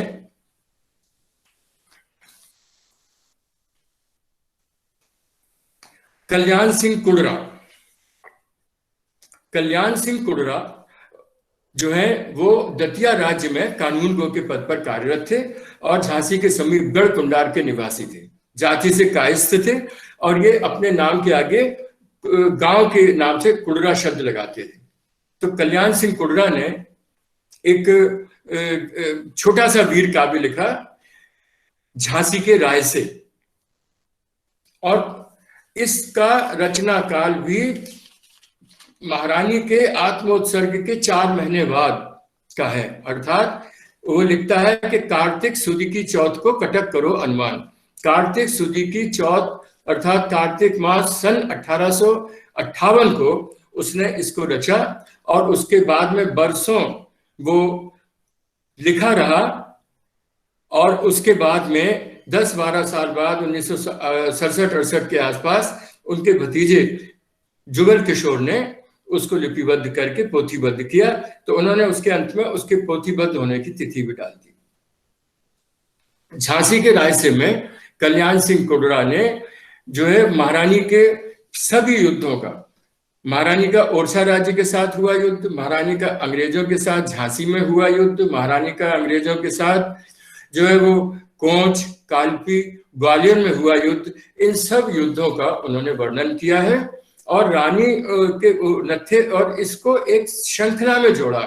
ओरछा युद्ध में झांसी का, ओरछा राज्य के साथ हुए युद्ध में ओरछा राज्य की पराजय के बाद जो है वो वहां का जो नत्थे खां, जो वहां का दीवान नत्थे खां था और युद्ध का संचालन कर रहा था, वो खिसिया जाता है और वो महू छावनी में जाके अंग्रेजों को भड़काता है कि रानी हिमराइन भई राज हमारो ले। तो इससे वो जाकर कान भरता है कि आप चल के रानी आक्रमण करो और उस झांसी छीन लो। अंग्रेजों को की फौज को लेके मार्गदर्शन करता हुआ वो झांसी तक आता है। झांसी में अंग्रेजों से युद्ध होता है। तो इसमें जो है वो युद्ध का वर्णन है। प्रारंभ ही कवि करता है कि संबत 10-9 सैकड़ा ऊपर 14 साल, तासु मध्य अंग्रेज के आपस में अधे चाल, फिरी फिरंटे छावनी मचो गदर असरार, जो देखे अंग्रेज जहां थे तहां डारे मार, छल बल सो झांसी लई गंगाधर की नार, ताको अब आगे कहो भली भांति व्यवहार। ये कह के वो रायसा प्रारंभ करता है। इसके बाद में अंग्रेज नत्थे खां से हुए युद्ध के समय जो है वो विवरण प्रस्तुत करता है। फिर अंग्रेजों से युद्ध के समय जब वो कालपी की तरफ झांसी छोड़कर जा रही हैं तो उनके सिपाही, उनके सरदारों का उल्लेख करता है। ये बहुत महत्वपूर्ण ऐतिहासिक घटना है कि उनके साथ में कौन कौन से सरदार थे। तो उनके लिए वो कहता है कि जे रानी हुके सूर साथ, भरपूर लड़ाई करत जात, आगे बिलाती गोरा सखान, ता संग 3 से है पठान, पीछे चुन्नी अर झुड़ू साथ, दाहिनी दिशा रहे काशीनाथ, बाएं जवाहर मनसब सुधार, इति भांत हो चकचूरार, बूढ़ा तकलों कड़ जात रही, बहु भातन भातन रार रही, ठौर ठौर जित न्याप परे, इतते बितते जुर सार डरे, ई भांत गई चल के उनाव, तज के चली तब भर उछाओ। तो इस तरह से रानी के सरदारों का वर्णन, और अपने उसके रायसे के अंत में वो बड़ी अच्छी पंक्तियां लिखता है। जब महारानी जो है ग्वालियर में आत्मोत्सर्ग हो जाता है, शहीद हो जाते हैं, कि मर्दन सो जगमाए ऐसी करनी ना बनी, सुरपुर पहुंची जाए नाना की उतरी मनी, करी पेशवा ने तबे 22 समार, धरी लोत में अगन में करी छिनक में छार, तादिन ते दिल्ली दर मजलन नौ खाली भई, और नृपना काहू आंख ना उठाई है, कहत कल्याण बान राखी परमेश्वर ने, बाको कर साको सुरलोक को सिधाई है, सूर को सराहें जो गुनीन गुण गावे हाल, बाई की लड़ाई की जहान में बढ़ाई है। और जो अंतिम पंक्ति बाई की लड़ाई की जहान में बढ़ाई है, वास्तव में इतिहास की में भी जो है वो रानी लक्ष्मीबाई विश्रुत हैं। अब इस 1858 से 1800 के आसपास 1860 तक के इन दो ग्रंथों के उल्लेख के बाद एक महत्वपूर्ण एक हमारे पास प्रबंध काव्य हमारे उसमें आता है। ये है मदन मोहन द्विवेदी मदनेश का लिखा हुआ लक्ष्मीबाई रासो। इसका संपादन और भूमिका लेखन हमारे पूज्य गुरुदेव डॉक्टर भगवान दास माहौर, जो प्रसिद्ध क्रांतिकारी चंद्रशेखर आजाद और शहीद भगत सिंह के साथी रहे, जिन्होंने लाहौर के सैंडर्स के हत्याकांड में जो है वो भगत सिंह और चंद्रशेखर का साथ दिया और बाद में भुसावल बम कांड में पकड़े गए, आजीवन कारावास हुआ और 1930 के आसपास छोड़ने के बाद अपनी शैक्षिक योग्यता बढ़ाई और उसके बाद में एमए हिंदी से करने के बाद में उन्होंने एक शोध प्रबंध हिंदी साहित्य सम्मेलन प्रयाग में प्रस्तुत किया। वो इन्हीं मदन मोहन द्विवेदी मदनेश के लक्ष्मीबाई रासो से जुड़ा हुआ था, जिसमें उन्हें महामहोपाध्याय की उपाधि मिली। तो ये मदन मोहन द्विवेदी मदनेश झांसी के एक प्रसिद्ध अखाड़ा कवि थे, कवियों के उस्ताद थे। इन्होंने श्रृंगार और अनेक विषयों पर सुंदर रचनाएं तो लिखी हैं, जो बुंदेलखंड शोध संस्थान झांसी द्वारा मदनेश ग्रंथावली में प्रकाशित की गई हैं, पर इनका मुख्य काव्य लक्ष्मीबाई रासो है। इसका रचना काल 1898-99 के आसपास का है, परंतु इस काल में उन्होंने ये संपूर्ण प्रबंध काव्य, जिसमें रानी नत्थे खां के युद्ध से लेकर के अपना अंग्रेजों के युद्ध तक का विस्तृत विवरण दिया था, परंतु बाद में अंग्रेजों के क्रूर अत्याचारों के भय से और अपने एक यजमान वकील साहब के द्वारा ये कहने पर कि पंडित जी आपने लिखो तो बहुत अच्छो बाई के लाने, परंतु अगर बाई की वीरता की बात अगर अंग्रेज सरकार ने सुन ली तो आप पे राजद्रोह को मुकदमा चलेगो और आप जेल में सड़ जाओ। ये सुनकर वो डर गए और उन्होंने अपने इस ग्रंथ को छुपा दिया।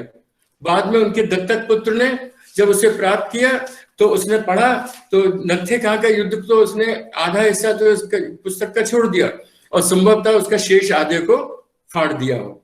अर्थात ये पुस्तक अपने अपूर्ण रूप में मिली है। इसमें आधा हिस्सा पूर्वार्ध हिस्सा ही मिला है जिसमें नत्थे खां के साथ हुए युद्ध है, परंतु इस आधे हिस्से को पढ़ने पर भी उन्होंने झांसी के महारानी शासनकाल की एक एक जानकारी दे दी। महारानी के उस युद्ध का विस्तृत विवरण, झांसी राज्य से लगा हुआ महारानीपुर, गरौठा, रानीपुर, बरुआ सागर, झांसी पर नत्थे खां का घेरा और इसके साथ साथ किस तारीख को कौन सा आक्रमण हुआ, वहां का सूबेदार कौन था, कितने सैनिक मरे, आगे आदि। फिर झांसी के दुर्ग के बुर्जों की जानकारी, उनके नाम आज तक कोई नहीं जानता, पर इसमें उनके बुर्जों के नाम जो है बिलंदी बुर्ज है और पान बुर्ज, इस तरह से जो है बुर्जों के नाम दिए हैं। झांसी के प्रसिद्ध तोपची, झांसी की प्रसिद्ध तोपें और साथ ही साथ मुख्य सरदार झांसी के, इन सब का ऐतिहासिक और प्रमाणिक वर्णन उन्होंने कल्पना से नहीं, अपने पितामह जो झांसी के इस महारानी के शासनकाल के प्रत्यक्ष गवाह थे और झांसी के प्रबुद्ध गण्यमान विद्वान नागरिक, उनसे पूछकर उन्होंने इस सब विवरण को सुना और फिर अपनी लेख लिखा। शुद्ध बुंदेली में लिखा गया ये एक बहुत सुंदर काव्य है और इसमें भी परंपरागत छंदों का प्रयोग हुआ है। और इसमें एक छंद बड़ा अच्छा आता है कि उस युद्ध में, नत्थे खां के युद्ध में जो है वो झांसी की जनता के लोहार, सुनार, चमार, बढ़ई, बसोर आदि उच्च और श्रमिक वर्ण के सभी लोग अपने अपने हथियारों से, जैसे लोहार जो है हथौड़ा लेके निकल आता है, चमार जो है वो नैनी लेके निकल आता है, कोई तीर से, कोई तलवार से, कोई हथौड़े से, सब लेकर आक्रमण करते हैं। तो उससे ये प्रमाणित होता है कि ये महारानी के द्वारा लड़े गए जो युद्ध थे वो जन सहयोग से लड़े गए। अगर वो खाली सिपाही क्रांति होती तो इसमें जनता का सहयोग नहीं होता। इसके बाद एक छोटा सा विवरण एक जन कवि गंगा प्रसाद सुनार का आता है। इनका हमको कोई लिखित साहित्य तो नहीं मिला, परंतु इनके पड़ोसी जो इनकी कविताओं के बड़े भारी कद्रदार थे, उन्हें इनके बहुत से छंद याद थे। इनका जन्म 1800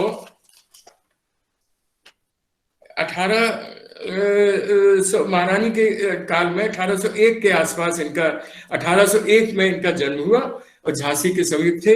इन्होंने भी रायसा बनाया पर उपलब्ध नहीं है। कुछ छंद जो हैं वो नत्थे खां के युद्ध के मिले। जान के अकेली चौं और सो जो घेरी बांध हिम्मत अलबेली करी लड़वे की तैयारी है। दीनो है हुकुम घन गर्जन को तैयार करो, प्रलय के समान कड़क बिजली समारी है। गंगा प्रसाद भने बाई कोप कर धाई जबे, बड़े बड़े वीरता की वीरन की वीरता बिगारी है। धूर कर डारी बात लड़े सरकार हु की, धन्य बाई साहब धन्य वीरता तुम्हारी है। ऐसे अनेक वीर छंद जो है वो ओजस्वी छंद मिले हैं। और इसके बाद झांसी के लोक कंठ में आज तक उस समय का विवरण उनके जीवित है। एक प्रसिद्ध लोकगीत है कि खूब ही लड़ी मर्दानी अरे बा झांसी वाली रानी, सिगरे सिपहियन का बे पेड़ा जलेबी, खुद ने खाई गुड़धानी अरे बा झांसी वाली रानी। बुरजन बुरजन तोपे लगाए दें, गोला चले आसमानी अरे बा झांसी वाली रानी। तो इस तरह से ये लोकगीत आगे चल के जो प्रसिद्ध कविता सुभद्रा कुमारी चौहान की खूब लड़ी मर्दानी वो तो झांसी वाली रानी थी, वो ये प्रेरणा उनको इस लोकगीत से मिली। ऐसे ही बहुत से बाई ने सवाई अंग्रेज सो भनाई, यानी झांसी में कहावत है कि बाई ने अंग्रेज से सभा से रोके दिखा दिया। अर्थात अंग्रेजों को बाई लक्ष्मीबाई को जीतने में, उनके राज्य को जीतने में जो है वो बहुत परेशानी हुई। कहा जाता है ये तो शेर से सवा शेर निकले, तो बाई ने सवा शेर रोके दिखा दिया। इसी तरह से झांसी गले की फांसी आज तक जाना जाता है। अंग्रेजों के लिए झांसी राज्य गले की फांस बन गया था। अर्थात गले की फांस का कष्ट आप जानते हैं, अगर हो जाए तो ना आप खकाटते रहेंगे दिन भर। तो इस तरह से बड़ी मुश्किल से अंग्रेजों ने झांसी को जीत पाया। तो इन लोक कवियों ने और राष्ट्रीय स्तर के मराठी भाषा के साहित्यकार, आंग्ल भाषा के साहित्यकारों ने अपने यात्रा वृत्तांतों में जो विवरण दिए हैं वो भारतीय इतिहास की अमूल्य थाती बन सकते हैं। आज जब इतिहास के पुनर्अवलोकन की बात चल रही है, इस बात को माना गया कि इस्लामिक शासन काल से लेकर अंग्रेजों के काल तक हमारे भारतीय वीरों का सही चित्र हमारे सामने नहीं आ पाया। तो उस समय, उस स्थिति में आज अगर प्रथम स्वतंत्रता संग्राम के इन महावीरों को जानना है, समझना है, क्रांति की वास्तविक स्थिति को समझना है, तो अपने समय के इनके ग्रंथों को खोजिए। मैंने बड़े परिश्रम से इन्हें खोजा है। मैंने नहीं खोजा मेरे विद्वानों ने है। मुझे उनकी प्रतियां मिली, क्योंकि एक जो है झांसी कल्याण सिंह कायस्थ का जो है शिवचरण दीक्षित के निर्देशन में वहां से दतिया से प्रकाशित हुआ। हरिमोहन लाल श्रीवास्तव ने उसका संपादन किया। मदनेशकृत लक्ष्मीबाई रासो का हमारे पूज्य डॉक्टर भगवान दास माहौर ने झांसी से संपादन किया। मुझे ये प्रतियां मिली। ये प्रतियां भी अब दुर्लभ है, अप्राप्त है, क्योंकि स्थानीय प्रकाशकों का क्षेत्र राष्ट्रीय स्तर का नहीं हो सका। तो मैंने इनका गहन अध्ययन करके, चूंकि झांसी के रब्बे से झांसी के एक एक घटना और स्थान से परिचित हूँ, और अंदर भी लक्ष्मीबाई की आत्मा लगता कि कहीं से छुपी हुई है, क्योंकि मेरे पूर्वज, मेरे मातृकुल से मेरे माता के प्रपितामह महारानी लक्ष्मीबाई की सेना में के राज्य में दरोगा जी थे। इनका नाम था दरोगा राम प्रसाद। तो अतः मैंने जो ये प्रयास किया कि इन वीर काव्यों को और मराठी में लिखे माझा प्रवास के उस झांसी वाले अंश को मैंने अपने मराठी मित्रों के, जो मराठी भाषा के अच्छे जानकार थे, उनके सहयोग से इसका वाचन कराया। और वाचन कराने के बाद में उनकी टूटी फूटी हिंदी में समझा, और एक एक घटना को मैंने झांसी में उन स्थानों को मैंने देखा सब था। तो मैंने उसको फिर सुगम हिंदी गद्य में वाक्य विन्यास सही करते हुए एक अच्छे रूप में उसका अनुवाद किया है। तो ये ग्रंथ अभी प्रकाशित, ये अनुवाद झांसी के राय से, लक्ष्मीबाई रासो और माझा प्रवास, इनका जो मेरे द्वारा किया हुआ अनुवाद अभी प्रकाशित नहीं है। कोरोना काल की वजह से अपनी जीवन सुरक्षा के चक्कर में मैं घर से नहीं निकला, अब प्रयास करूंगा। तो इस प्रकार से आज के आख्यान में आपके आख्यान माला की आयोजन समिति ने मुझे जो अवसर प्रदान किया अपनी बात आप सबके बीच में प्रस्तुत करने का, उनमें मैं आभारी हूं। डॉक्टर शैलेंद्रनाथ मिश्र जी, अध्यक्ष हिंदी विभाग, प्रिय doctor Jayashankar Tiwari ji, doctor S A Manjunath एवं मंगलूर विश्वविद्यालय हिंदी अध्यापक संघ का, कि इस मंच से आज प्रथम स्वतंत्रता संग्राम के उस छुपे हुए इतिहास को प्रत्यक्षदर्शी हिंदी साहित्य के माध्यम से आपके बीच प्रस्तुत करने का अवसर मिला। जय हिंद, नमस्कार।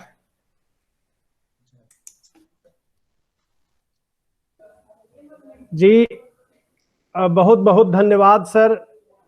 इतने महत्वपूर्ण विषय पर इतने तथ्यात्मक ढंग से शोधपरक व्याख्यान देने के लिए आयोजक मंडल आपके प्रति कृतज्ञता व्यक्त करता है, और मैं समझता हूं कि आपसे बेहतर इस विषय पर कोई बोल भी नहीं सकता, मैं जानता हूं। और अभी मित्रों, सर के द्वारा ये बताया गया कि आपके प्रपितामह महारानी लक्ष्मीबाई की सेना में थे, उनके साथ रहते हुए उनका जो अनुभव है, जाहिर है कि आपने तमाम सारी जनश्रुतियां आपके पास होंगी, वो ढेर सारी स्मृतियों का आपके पास खजाना है, बहुत सारे तथ्य आपने इकट्ठा किए हैं। इतिहास सत्ता की ओर से लिखा जाता है, हम सभी लोग जानते हैं, और साहित्य ही वह दस्तावेज होता है जो सत्य को अनावृत कर सकता है। और इन महान रचनाकारों के प्रति मैं प्रणाम करता हूं बहुत बहुत, कि इन्होंने उस दस्तावेज को कितना जोखिम उठा करके इन्होंने लिखा होगा, रचा होगा। आज ये राष्ट्रीय महिला दिवस है, संयोगात, चूंकि हर शनिवार को ये गंगा कावेरी व्याख्यान माला का व्याख्यान होता है, और श्रीमती सरोजनी नायडू जो स्वतंत्रता संग्राम की एक महत्वपूर्ण नेत्री रहीं, आज उनका जन्मदिन भी होता है। तो आज इस गंगा कावेरी व्याख्यान माला आयोजक मंडल की ओर से मैं उनके प्रति भी श्रद्धा सुमन अर्पित करता हूं। और आदरणीय डॉक्टर सुरेंद्र नारायण सक्सेना सर के द्वारा जो सारगर्भित शोधपरक व्याख्यान दिया गया है, मैं उनके प्रति भी बहुत बहुत कृतज्ञ हूं। इस प्रस्तुत व्याख्यान से संबंधित अगर आप लोगों की कोई जिज्ञासा हो तो आप माइक्रोफोन ऑन करके सर से कर सकते हैं, आमंत्रित हैं। तिवारी जी नमस्कार। जी जी स्वागत है, स्वागत, सादर प्रणाम जी स्वागत है। आप गंगा प्रसाद, डॉक्टर गंगा प्रसाद शर्मा सर हैं, आप सवाल पूछ रहे हैं। आप गुजरात में रहते हैं, लंबे समय तक चीन में रहे हैं, कुछ आपका प्रश्न है? जी स्वागत है सर। जी आदरणीय सर प्रणाम। ये जैतपुर का जो 1842 का जो राजा पारीक्षत का और बुंदेलाओं का जो विद्रोह है, तो आपके पास तो उससे भी सामग्री होगी। 1997 में जब हिंदी संस्थान ने एक संकलन निकाला था स्वतंत्रता संग्राम के, उसमें तो मैंने उस पर एक आलेख लिखा था, स्वाधीनता का पहला विस्फोट। जी तो उसमें बुंदेलाओं का विद्रोह, उसमें राजा पारीक्षत और फिर जो सूपा का बुढ़वा मंगल है, उससे सामग्री कुछ हमको रिछारिया जी ने दी थी। राम सेवक रिछारिया जी जो हुए हैं या बरुआ सागर के, तो उन्होंने सामग्री दी थी। मैंने उसमें देखा, उनकी एक किताब थी, तो आपके यहाँ के कोई इतिहासकार थे, तो उसमें से ले करके और काफी उन्होंने लिखा, और उनका उल्लेख भी नहीं किया था। तो एक विवाद भी काफी लंबा चला था अमर उजाला में मेरा और उनका। तो आप इस पर थोड़ा प्रकाश डालेंगे क्या, कि जो बुंदेलाओं का विद्रोह है वो 1842-43 का जो है, इसमें जो संगठित हुए थे, तो उसमें जैसे मैंने लिखा था स्वाधीनता का पहला विस्फोट, मैं तो उसको अपनी बचकानी हरकत कहूंगा, लेकिन उसका क्या उसकी सच्चाई क्या है, उसमें सत्यता क्या है?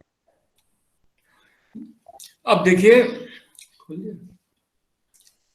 मैंने भी उसको वही पढ़ा है, 1842 का विद्रोह, दूसरा 1856 में, और गरोठा विद्रोह। तो वो राठ के जो वहां उनका जो विद्रोह हुआ है वो भी अंग्रेज सत्ता के खिलाफ था, परंतु विशेष जानकारी मुझे उसकी उपलब्ध नहीं। मैंने भी उस विद्रोह को पढ़ा है जिसमें बुढ़वा मंगल के दिन जो है वो उन्होंने अनेक रजवाड़ों को इकट्ठा किया।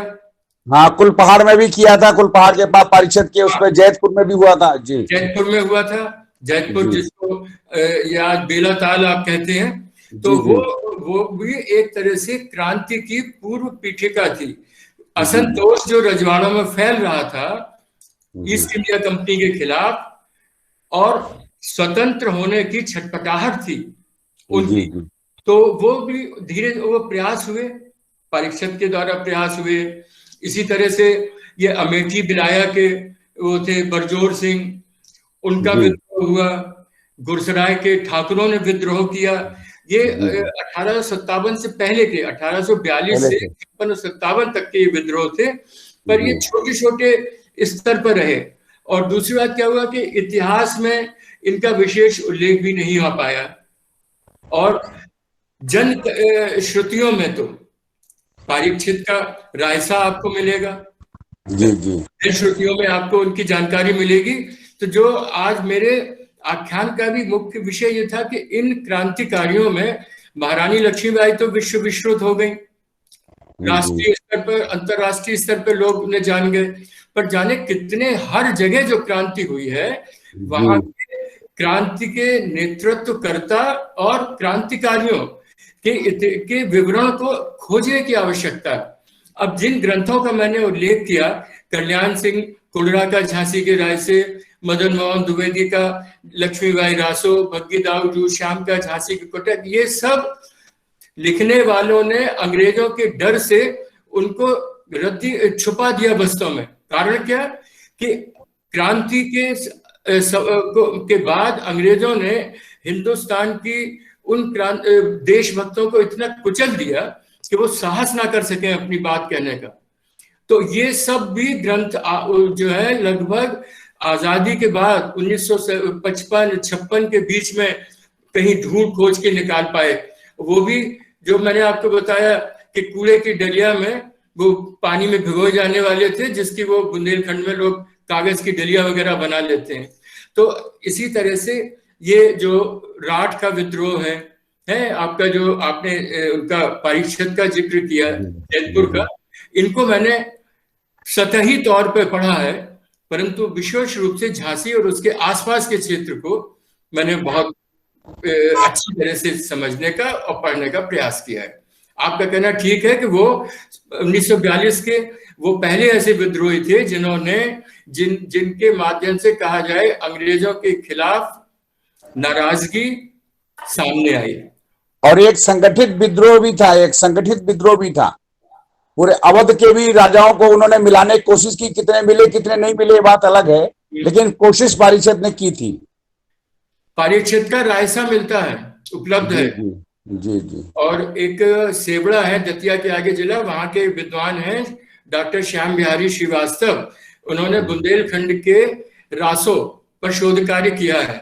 तो उसमें उन्होंने पारीक्षित के रायसे का भी जिक्र किया है, और उसके कुछ लोग, क्योंकि हर रायसे में जो आला चौपाई छंद है वो इतना गेय है कि जब आप पढ़ते हैं आलखंड के पैदर के संग पैदर लड़ गए, असवारन के संग असवार, पड़ो जड़ा का दूनों दल में, जहां मुंह तोड़ चले तलवार, तो इतना गेयता और इतना जोश आ जाता है।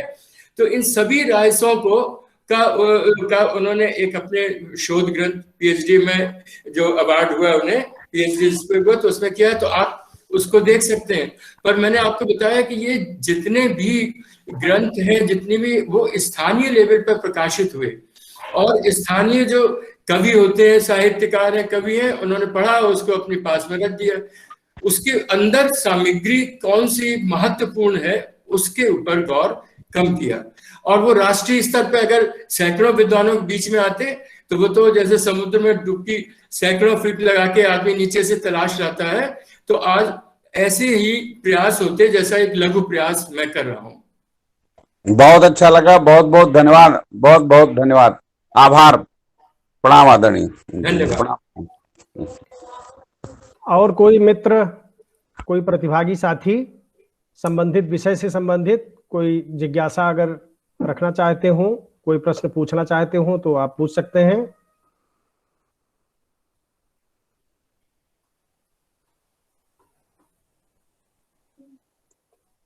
जयशंकर जी। जी सर। अरे डॉक्टर सक्सेना जी से एक आग्रह शोध केंद्र के तरफ से कर लीजिए कि आपकी जो कृतियां प्रकाशित नहीं है वो कृतियां शोध केंद्र को प्रकाशित करने का अवसर डॉक्टर साहब दें। जी अब आप मंच पर आप की बात आ गई है, सर सुन भी रहे हैं, तो मैं सर से बात अलग से भी करूंगा। और नहीं, ये उसको वो आपके ही द्वारा उसको प्रकाशित करवाया जाए, ये ज्यादा श्रेष्ठ कार्य होगा हम शोध केंद्र के लिए। जी तो जी जो ये साहित्य आना ही चाहिए। जी, निश्चित रूप से सर, निश्चित रूप से। और एक कोई अपने इस मंच पे प्रहलाद जी हैं। मैं तो ये चाहता हूँ, वो अभी लेखन उसका शुरुआत होने वाली है, कि मैं चाहता हूँ कि प्रत्यक्षदर्शियों की कलम से महारानी लक्ष्मीबाई का शासनकाल, जी, मतलब जिसको हम इतिहास के टक्कर पर रख सकें और बता सकें कि भाई उस समय के इतिहासकार क्या, उस समय के जो भी भारतीय इतिहासकार भी हैं, उन्होंने चाहे वीर सावरकर को ले लीजिए, चाहे पारसनीस को ले लीजिए, बंबई, दिल्ली और लंदन में बैठकर जो संग्रहालयों से प्राप्त सामग्री पर जो इतिहास लिखना, और उस स्थान पर बैठ के जहां पर वो घटना घटी है वहां के लोगों से संपर्क करके प्रत्यक्षदर्शियों से जानकारी लेकर इतिहास रखने में बड़ा अंतर होता है। तो इतिहास इस मामले में प्रथम स्वतंत्रता संग्राम के इस मामले में सक्षम नहीं हो पाया। आवश्यकता इसी तरह के हर स्थान पर जहां क्रांति हुई है, विद्रोह हुआ है, वहां के नेतृत्वकर्ता क्रांति वीरों को ढूंढा जाए, उनके जो सहयोगी हैं उनको ढूंढा जाए। अब आप देखिए, महारानी लक्ष्मीबाई जब झांसी छोड़ के कालपी की तरफ जा रही हैं, बीच में समथर राज्य पड़ता है और उसकी सीमा में एक लोहारी गांव है, लोहागढ़। तो समथर राज्य झांसी का मित्र राज्य था और ओरछा और दतिया अंग्रेजों के समर्थक मित्र राज्य थे। उन्होंने झांसी की मदद नहीं की, सबसे ज्यादा विनाश झांसी में हुआ। तो वो लोहागढ़ की तरफ से जब महारानी निकल रही है, पीछे से अंग्रेज फौज पीछा कर रही है, तो उस समय के किसी लोक कवि ने लिखा कि जॉन जेज वहां का अंग्रेजों का जो नेतृत्व कर रहा था। तो ये किस तरह से लोक कंठ से भी इतिहास निकलता है कि जॉन जेज अंग्रेज की को ओटे रणधीर, लोहागढ़ को का कहो कटे बराबर वीर, चारक कटे भदौरिया रज रखन रजपूत, दो किसनातिल वंश के साबित कटे सपूत, 6 किसान साबित कटे नगर लोहारी खेत, जाफर खां और नूर खां मिर्जा जस के हेत, और रज्जब बेग बखानिए मल्ल युद्ध जिनकीन, और पकड़ शत्रु के टेटुआ डार खास में दी। उस लोहारी गांव में जो बाद में जब अभी ये महारानी का क्रांति पथ ढूंढा गया, तो ये था कि झांसी, उन्नाव, समथर, भांडेर, और उसके बाद में लोहारी, कोच के बाहर से होते हुए कालपी तक का, और कालपी से फिर ये गोपालपुरा वगैरह होकर ग्वालियर, उन सब पर अभी भारत सरकार ने जो है बहुत पैसा दिया है कि उसको उन स्थानों को ढूंढो, उनके एक एक स्थान के लोगों से, स्थानीय लोगों से संपर्क करो। और शायद अमित राय जैन जी को ये कोई प्रोजेक्ट दिया है, मैं करीब 2 साल पुरानी बात कर रहा हूँ। तो आवश्यकता अब वो तब से लोक कंठ में ये चली आ रही है क्रांति के समय से।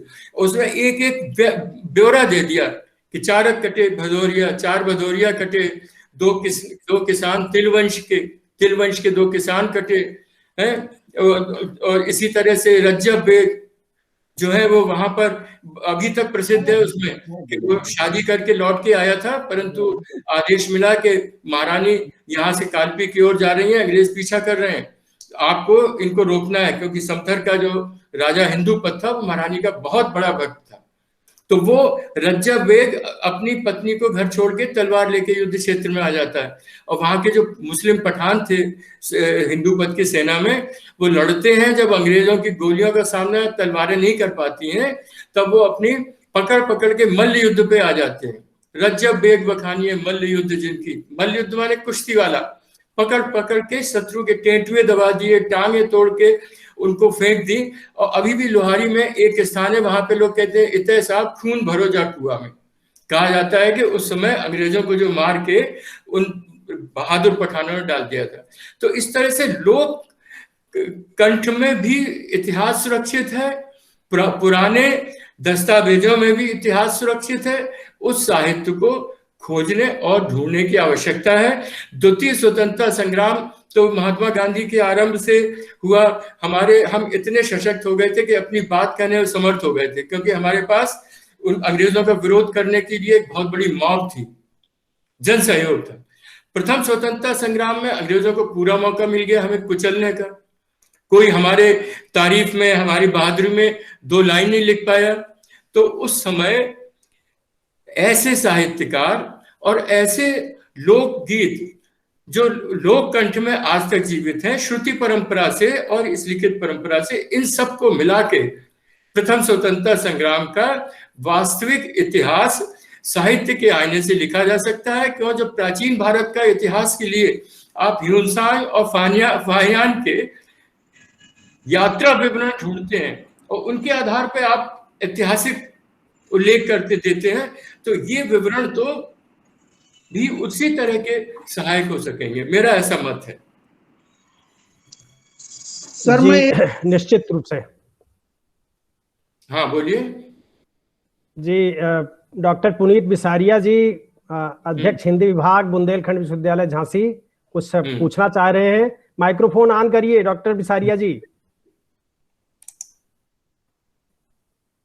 जी नमस्कार। हाँ पुनीत जी नमस्कार। सादर प्रणाम सर। हाँ मुझे पहचाना आपने? अरे आपको कैसे भूल सकते हैं आदरणीय सर, पहले तो मेरा सादर प्रणाम स्वीकार करिए। नमस्कार नमस्कार। आप जबलपुर में थे तब से मेरा आपसे परिचय, जी वगैरह शिक्षक संघ में भी, उड़ई में भी, सेमिनार में भी आपसे कई बार मुलाकात हुई। अब उसके बाद में रिटायर होने के बाद नोएडा आ गया। जी बस मैं कोई प्रश्न नहीं कर रहा हूँ, मैं एक अनुरोध आप सबके सामने रखना चाह रहा हूँ कि हम लोगों ने एक कार्यक्रम की रूपरेखा बनाई है हिंदुस्तानी एकेडमी प्रयागराज के सहयोग से। वो कार्यक्रम रानी लक्ष्मीबाई पर 3 दिन का कार्यक्रम हम लोग मार्च 2021 में बुंदेलखंड विश्वविद्यालय में रखने जा रहे हैं। अच्छा जी, सबसे पहले तो मैं आदरणीय सक्सेना सर को उसमें सादर आमंत्रित करता हूँ। अभी आदरणीय डॉक्टर जयशंकर तिवारी जी से आपका नंबर ले लूंगा, मुझसे नंबर मिस हो गया है। तो उसमें मैं चाहूंगा कि बुंदेलखंड के साहित्य और समाज और संस्कृति में किस प्रकार से रची बसी है महारानी लक्ष्मीबाई, इस पर आपका एक व्याख्यान होगा तो हम लोग कृतार्थ होंगे। और भी हमारे कोई साथी जैसे आदरणीय गुणशेखर जी भी यहाँ पर उपस्थित हैं, मैं उनका भी नाम विशेष वक्ता के लिए प्रस्तावित कर रहा हूँ वहाँ।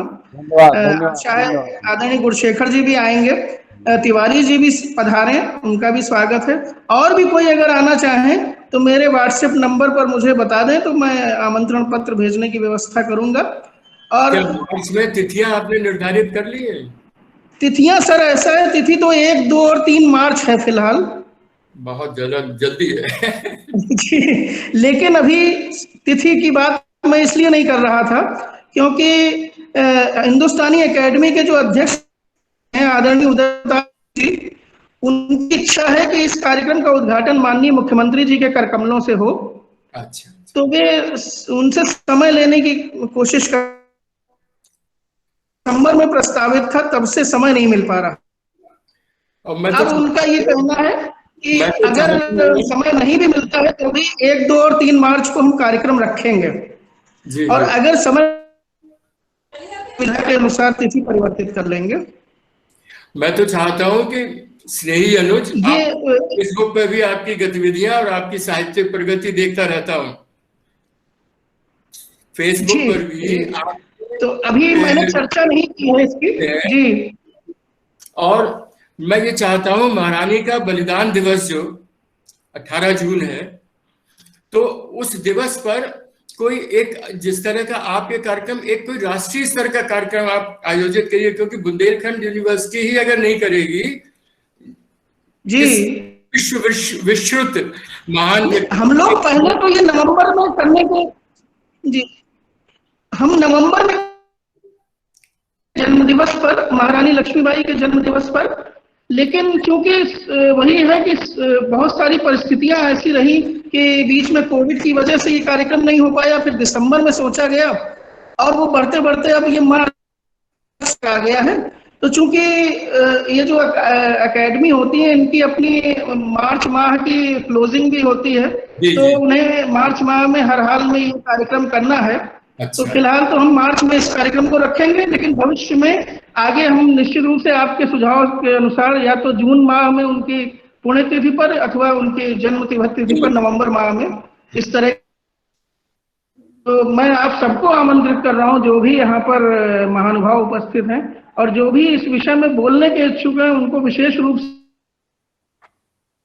आमंत्रित है। बस अपना नाम, पता और ईमेल मुझे व्हाट्सएप कर देंगे सभी लोग, तो निमंत्रण पत्र भेजने में हमें सुविधा रहेगी। धन्यवाद डॉक्टर बिसारिया जी, और बहुत ही सुंदर ये आयोजन की आपकी संकल्पना है और ये निश्चित रूप से होना चाहिए। बहुत बहुत साधुवाद आपको। धन्यवाद सर जी। और समय काफी हो गया है और सर का इतना सुंदर व्याख्यान हुआ है कि ये लग रहा था कि और ये चलता जाए, हम और सुनते जाए सर को। और सुभद्रा कुमारी चौहान के जो है इस कविता को तो ज्यादातर लोग जानते हैं, जो साहित्य से नहीं भी जुड़े हैं वो भी जानते हैं।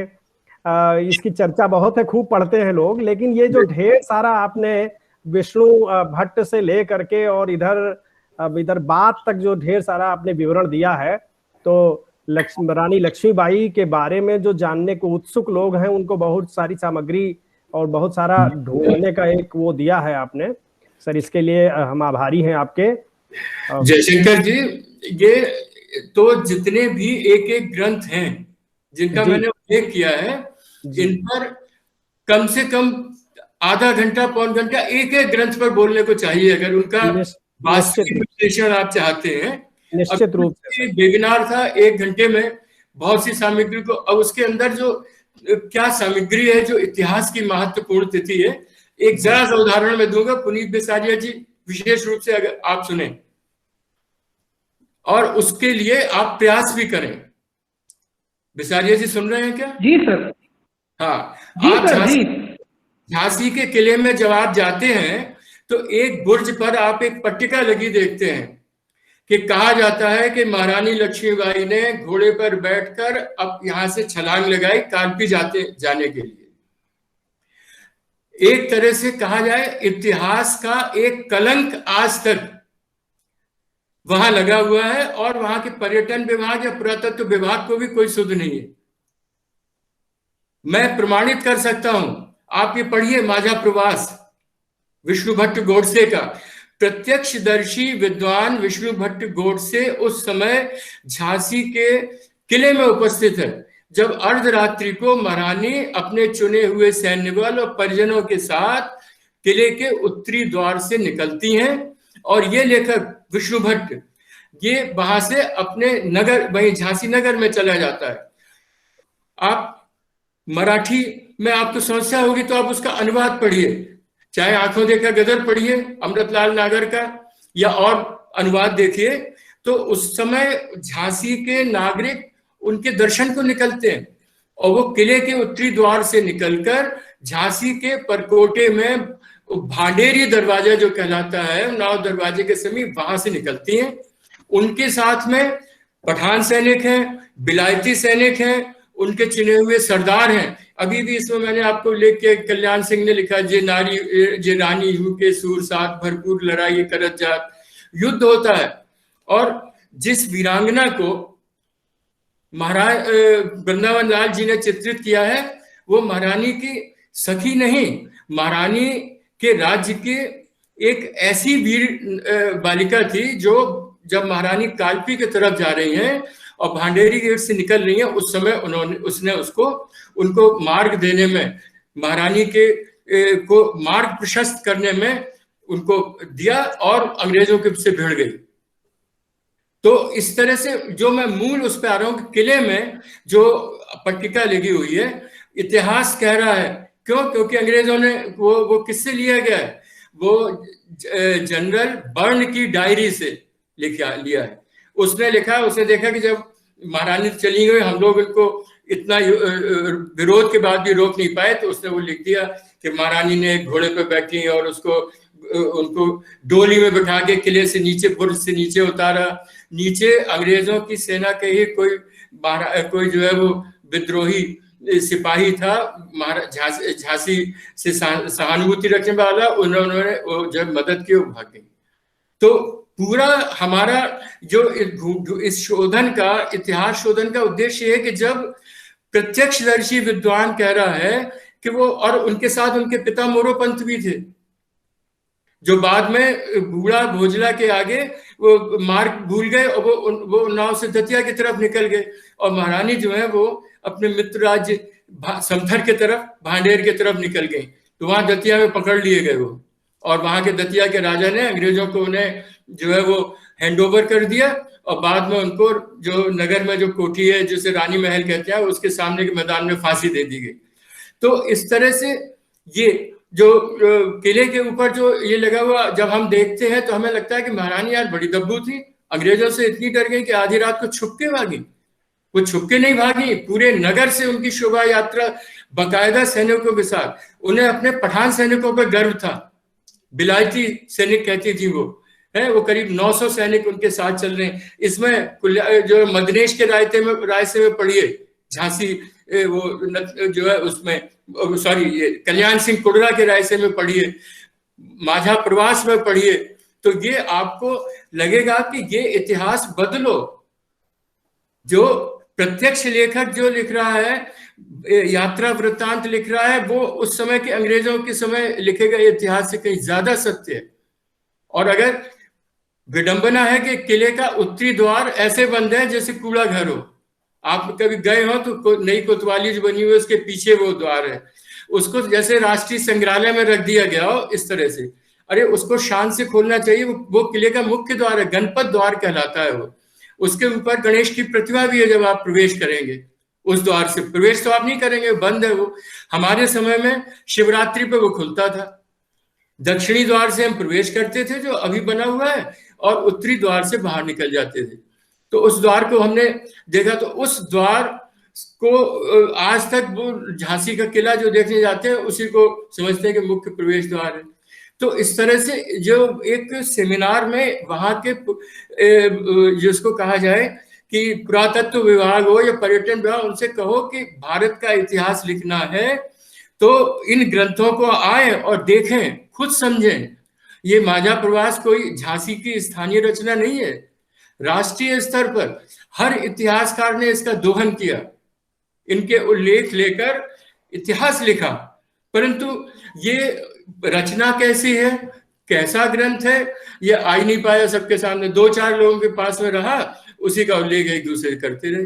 तो इस तरह से जो है ये संशोधन भी होने चाहिए। आप सर उस कार्यक्रम में इन सब की चर्चा करेंगे तो फिर शायद बहुत अच्छा होगा। जब हम आपको आमंत्रित करेंगे और आप ही चर्चा करें तो बेहतर हो, क्योंकि आप सप्रमाण बात कहेंगे, हम लोग उसके अधिकारी विद्वान नहीं हैं, तो उसमें चर्चा में ये बातें आए। और इन पर चूंकि उस समय यहाँ के पुरातत्व विभाग के भी लोग अधिकारीगण मौजूद रहेंगे और पर्यटन विभाग से जुड़े लोग भी रहेंगे, तो निश्चित रूप से अगर आप ये बात कहेंगे तो अखबार वाले भी कवर करेंगे और सब एक जागरूकता आएगी। और संभव है कि जैसे स्टार फोल्ट आज जो है 1857 की क्रांति के इतिहास में उसके योगदान को याद किया जाता है, वैसे ही इसको भी आप ही इस पर बात यहाँ झांसी में करें तो परंतु आप देखिए, मैं प्रयास करूंगा 1, 2, 3 मार्च शायद ये कोरोना के डर से अभी घर से नहीं निकला हूं भैया। 72 साल की उम्र हो गई है और लगता है ऐसा ना हो बुलावा आ जाए कहीं इधर उधर से हमारी बुलावे के साथ। आप शतायु होंगे और कोई दिक्कत नहीं है। झांसी में अब कोरोना का एक भी केस नहीं है इसलिए दिक्कत की कोई बात नहीं है। आप आए और जी जी जी बहुत अच्छा लगेगा। जी धन्यवाद सर इस महत्वपूर्ण व्याख्यान के लिए। और मैं अब इस कार्यक्रम की अंतिम कड़ी में, समापन कड़ी में, अपने मित्र मंगलुरु विश्वविद्यालय हिंदी अध्यापक संघ के अध्यक्ष और पोम्पई कॉलेज एकला मंगलुरु में हिंदी विभाग के जो अध्यक्ष हैं डॉक्टर S.A. मंजूनाथ जी, धन्यवाद ज्ञापन के लिए हम उन्हें सादर आमंत्रित करते हैं। Doctor S.A. मंजूनाथ जी जो इस कार्यक्रम के आयोजन में हमारे समान भागीदार हैं, हमारे अभिन्न मित्र हैं और जिनकी ताकत से हम इस कार्यक्रम को कर पा रहे हैं। Doctor S.A. मंजूनाथ जी धन्यवाद ज्ञापन करें। तिवारी जी बहुत बहुत धन्यवाद।